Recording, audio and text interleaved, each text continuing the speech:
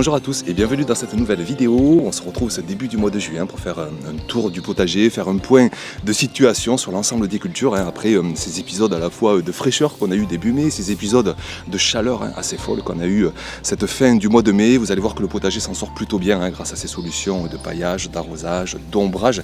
Et puis là, ça y est, on revient enfin à des normales et le potager va pouvoir pousser avec une pleine vigueur durant ce mois de juin. Donc je vous propose de faire le tour des cultures et je vous propose de commencer avec la culture des pommes de terre. On arrive ici dans le sud à environ 80 jours après la date de plantation. Je les avais mises en terre vers la mi-mars et quand on arrive là à 70-80 jours après plantation, eh bien on peut commencer ce qu'on appelle à récolter les patates primeurs qui sont de très loin les meilleures patates parce qu'elles sont très sucrées, elles n'ont pas encore fait, vous savez, leur amidon, elles n'ont pas développé une peau épaisse, ce qui fait d'ailleurs qu'on peut sans aucun souci manger cette peau là toute fine. Alors après, attention, n'allez pas arracher vos plants, d'autant plus quand vous butez. Je voulais d'ailleurs vous parler de cette action de buter, vous savez, de ramener que ce soit de la terre, des composts, des paillages au pied des plants de pommes de terre. Et ainsi, on va démultiplier la productivité. Les pommes de terre vont aller se développer dans cette épaisseur-là qu'on a ramenée en surface. Et ça, c'est vraiment génial. Moi, je n'ai que juste à gratouiller là, mon épaisseur de tonte, de foin, de broyat, de tout ce que j'ai pu amener en surface. Et comme ça, sans arracher les plants, je laisse les autres pommes de terre se développer parce qu'il y a encore bien 3, 4, 5 semaines de croissance pour cette culture pour que les pommes de terre arrivent à une belle maturité. Et puis pour finir avec cette culture, je voulais vous rappeler que je teste cette saison 2 autres techniques. J'ai testé en terre, mais j'ai testé aussi des pommes de terre dans du compost, des pommes de terre dans du paillage. Et franchement, sur l'ensemble des 3 cultures, ça semble très prometteur au niveau des résultats. Je ne veux pas trop farfouiller parce que je veux vraiment vous faire une vidéo dédiée, mais quand je gratouille un petit peu, que ce soit dans le compost, que ce soit dans la paille, que ce soit en pleine terre, on a vraiment là des belles patates qui se développent et on pourra donc comparer tout ça dans de prochaines vidéos.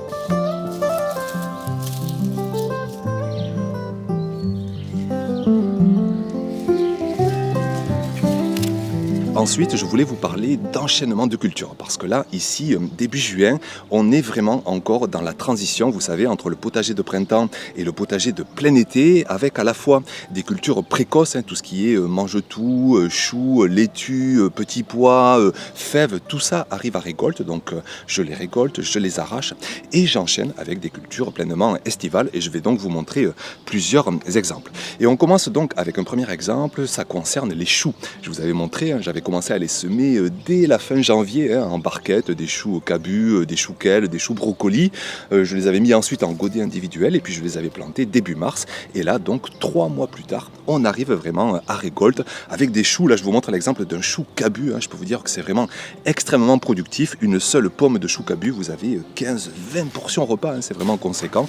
Et soit vous les mangez de saison et puis sinon vous pouvez les congeler pour se nourrir du potager en plein hiver. Donc chou cabu que je récolte et j'enchaîne donc avec une culture estivale. Ici je vous montre l'exemple avec un plant de patates douces, une culture qui adore la chaleur, donc on est là maintenant en pleine saison pour l'installer au potager. Donc pour enchaîner, eh bien, tout simplement je fais un gros trou de plantation, l'occasion d'ailleurs de vous parler de ce sol dans cette parcelle. C'est une parcelle qui a 3-4 ans d'ancienneté, c'est une des dernières extensions de mon potager et je suis vraiment heureux de constater que cette terre s'améliore très vite parce que j'étais parti d'une terre de départ très marron clair, très compacte, très caillouteuse, et d'enlever les cailloux et puis surtout de rajouter depuis 3 ans énormément de matière organique, je vous le répète chaque saison, compost, paillage diversifié, et bien déjà j'ai une terre beaucoup plus foncée, beaucoup plus grumeleuse, beaucoup plus fertile et c'est un régal d'y implanter ici ce plant de patates douces. Donc plantation, et puis je paille avec les restes de feuilles extérieures là, de mon chou cabu qui feront un paillage alors assez éphémère parce que c'est très vert, c'est très mou, mais je rajouterai par la suite un paillage plus carboné, que ce soit du broyat, du foin, de la paille, par exemple.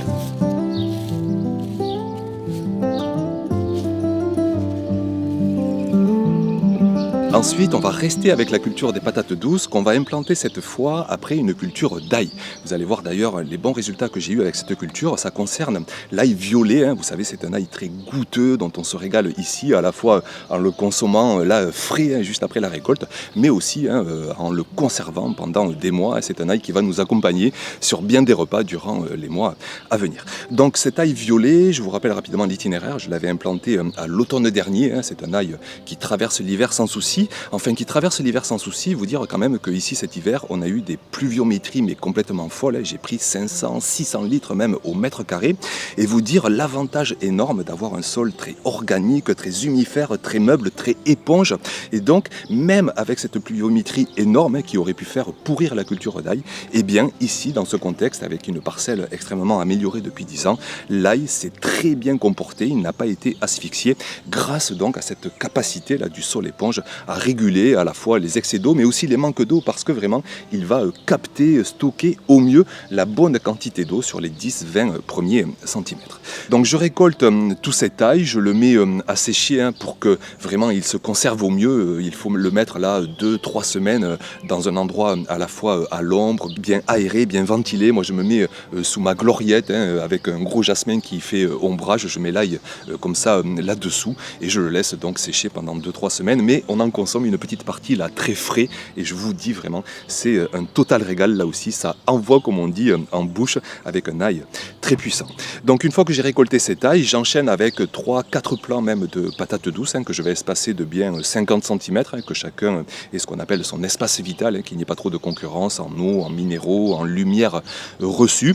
Donc là aussi un sol, hein, qui est super agréable pour y faire les trous de plantation. Des trous de plantation d'ailleurs, hein, que je n'hésite pas à faire bien volumineux, hein, de bien 3-4 fois le volume de la motte pour vraiment aller chercher une très belle décompaction, hein. Plus les années passent et plus vraiment je remarque que quand on a un sol très décompacté, très meuble, très aéré, ça démultiplie à la folie le travail des bactéries. Et quand on raisonne par la matière organique, hein, il faut un travail conséquent des bactéries. Et plus le sol est aéré, meuble, à une bonne température, et plus ça travaille vite, hein. Donc moi ici, qui ai très peu de sable grossier, même si j'ai déjà quand même un sol qui est assez grumeleux, je n'hésite pas là à aérer au maximum autour de la motte, hein, pour que les racines bénéficient d'une fertilité optimale. Et puis pour finir donc avec cette implantation, je vais finir avec du paillage, hein, parce qu'on arrive là à une période où moi ici dans mon contexte, je ne veux pas le moindre morceau de sol à nu, et comme ici la culture de l'ail, je n'ai pas trop voulu la pailler, hein, durant cet hiver pour ne pas générer un pourrissement. J'avais un petit peu mon sol à nu, donc là il est temps d'apporter du paillage, un paillage que je vais mettre assez carboné, hein, qu'il soit protecteur, qu'il soit durable. Donc je prends un reste de bottes de paille, hein, que j'avais récupéré, que j'avais acheté à l'automne dernier, mais vraiment à un prix très attractif, hein, je trouve, hein, en tout cas c'était moins de 20 €, les 300 kg, vous savez, l'énorme botte de paille là, de 300 kg, et avec une seule botte, hein, je peux vous dire que vous paillez, moi ici j'ai 200 mètres carrés, je peux faire quasiment la moitié de mon potager, donc je trouve que ça reste bien intéressant, ça permet de compenser les manques que j'ai, parce que même si j'ai la chance d'avoir de la nature là à tailler, à mettre en paillage sur mon potager, je n'ai jamais assez de matière organique.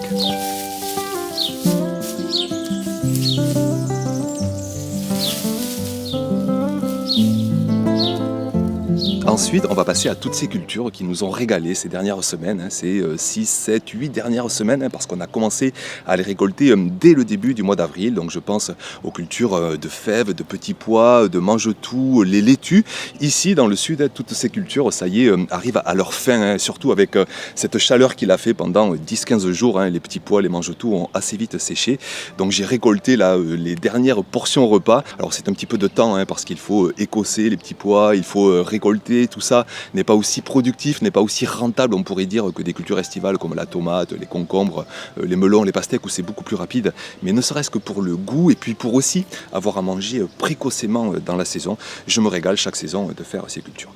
Donc je vous montre là de nombreuses images, hein, à la fois des dernières récoltes et puis aussi des arrachages, hein. Je vais faire la place maintenant sur de nombreux mètres carrés pour transiter donc vers le potager de plein été et installer donc que ce soit des concombres, des courgettes, des tomates, des poivrons, des aubergines. Donc je vous montre par exemple plusieurs mètres linéaires de petits pois qu'on vient de finir de récolter, que je viens d'arracher. Il y avait bien 7, 8, 9 mètres de petits pois. Vous savez, je les sème en double ligne, hein, autour d'un grillage à moutons. Et ce que je vais faire, hein, c'est que je vais laisser en fait ce grillage à moutons et il va me servir de tutorage, hein, pour des nouvelles cultures que je vais là implanter. Donc je fais place nette et je me décide à implanter sur cette zone plusieurs plants de concombres qui vont grimper comme ça sur ce grillage à moutons, et puis je vais vais mettre aussi un plant de poivron que je vais pouvoir aussi tutorer avec ce grillage. Et puis aussi des plants de tomates que je mets absolument partout sur le potager. Je vous en reparlerai en fin de vidéo.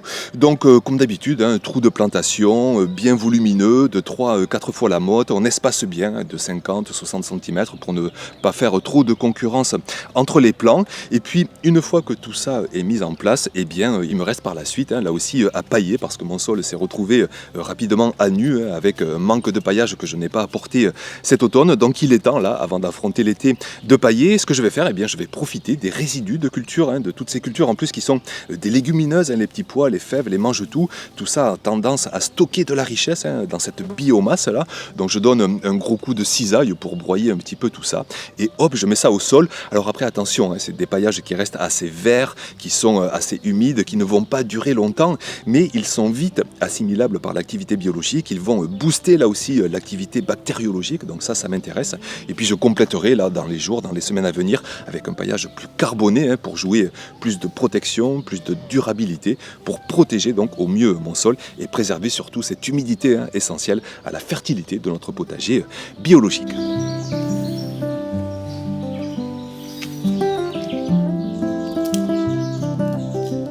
Et puis après, je voulais vous montrer rapidement un autre exemple. Après, cette fois-ci, une culture de fèves. Alors la culture de fèves, j'en ai un petit peu partout sur le potager. Mais là, donc, je vous montre cette petite parcelle plus particulièrement, juste 1 mètre carré. Donc j'arrache les plants là, qui arrivent à récolte en fin de vie, cette fin du mois de mai. Ça me libère donc un bon mètre carré.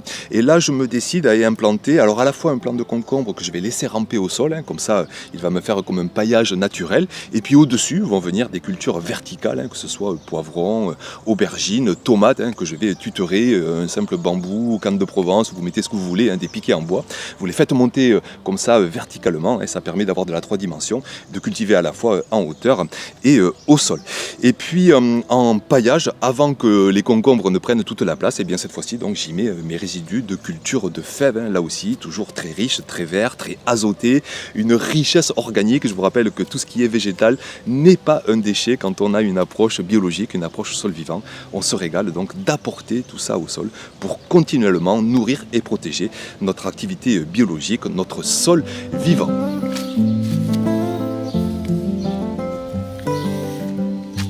Ensuite, je vous montre différentes images que j'ai capturées à droite à gauche ces dernières journées. On va commencer avec les haricots. On commence, ça y est, à s'approcher des toutes premières récoltes grâce à un semis précoce. Je vous l'avais montré, c'était fin avril. On l'avait commencé en godet parce que le sol était encore bien trop froid à cette époque pour semer des haricots directement en pleine terre. Donc semis en godet, 15 jours plus tard, on peut les repiquer, les replanter en pleine terre. Et là, ça y est, vous voyez les premières fleurs, les premiers petits haricots qui commencent à se dessiner. Alors après, je n'ai pas hélas une énorme productivité parce que la culture a pris ce coup de chaleur, cette canicule en pleine tronche, je dirais, et j'ai perdu énormément de fructification, des plants qui ont cramé. Donc on va se consoler avec quelques poignées de haricots. Et donc j'enchaîne avec un nouvel itinéraire sur une parcelle qui était vide parce qu'elle est très à l'ombre pour le printemps, pour l'hiver, donc je ne peux pas y cultiver de culture précoce. Mais là, ça y est, avec un soleil qui est plus haut, qui dure plus longtemps en journée, je vais pouvoir mettre cette parcelle en culture. Donc je vais ouvrir 2 sillons espacés de bien 50-60 cm pour les haricots parce que par la suite je vais buter au pied des plants pour bien maintenir les plants bien droits. Donc s'ils sont pas assez espacés, c'est difficile, donc je laisse bien 50-60 cm et je sème en ligne, à savoir qu'il y a 2 techniques pour cette culture. On peut semer en poquet 4-5 graines tous les 30 cm ou en ligne, donc une graine tous les 4-5 cm, et c'est la technique que je fais. Je referme par la suite mes sillons à la main, comme ça je peux émietter si jamais j'ai des grosses mottes, prendre toute l'attention, toute la minutie pour espérer vraiment les meilleurs résultats. Donc on espère avec cette culture de haricots des belles récoltes d'ici 2 mois environ, et je referai des semis dans 1 mois et puis même un autre semis 1 mois plus tard encore. Ensuite, j'ai capturé quelques images avec la rhubarbe. Je vous ai très rarement parlé de cette culture. J'ai un gros plan là et c'est la saison là sur bien des régions pour récolter nos plants de rhubarbe et s'en régaler ensuite en cuisine, faire notamment des tartes. Là, ce week-end, on avait reçu du monde on a fait une tarte à la rhubarbe. Donc il faut prélever pas l'entièreté pour laisser vraiment de la vigueur, récolter par la suite d'ici 15 jours, et puis encore d'ici 15 jours, et puis encore d'ici 15 jours. Donc là je récolte bien une quinzaine de tiges, environ de quoi avoir bien 1 kilo là, de tiges de rhubarbe. Il faut les récolter quand elles font à peu près l'épaisseur d'un pouce. Et puis donc après en cuisine, je vous laisse aller regarder sur internet, vous avez 1001 recettes, mais je vous conseille notamment la tarte de rhubarbe avec de la crème d'amande. Je peux vous dire que c'est un total régal. Ensuite, quelques images aussi avec la culture de la blette. On a les plants de deuxième année, vous savez que c'est une culture biannuelle, donc les plants de deuxième année que j'avais implantés l'année dernière, et bien ça y est, là ils montent en graines. Je me sers d'ailleurs beaucoup de ces plants là en paillage, parce que si je laisse tout monter en graines, ça sert à rien, et donc je cisaille ou j'arrache même à la main là toutes ces branches de blette de deuxième année, et ça me fait un paillage que je vais amener au pied par exemple de mes plants de courges que je suis en train d'installer là un petit peu partout au potager. On en parlera quand ils seront plus développés. Au pied aussi là vous voyez des artichauts. Alors d'ailleurs pour vous parler de cette culture d'artichauts, ici ça y est, on a fini quasiment les récoltes, et j'en laisse certains sur place en fait qui vont s'ouvrir, qui vont monter en fleurs, et je peux vous dire que ce sont de véritables hôtels à insectes, inutile d'en fabriquer. Vous laissez quelques artichauts là, monter en floraison, et je peux vous dire que c'est à la fois très beau visuellement et ça attire toute une diversité d'insectes.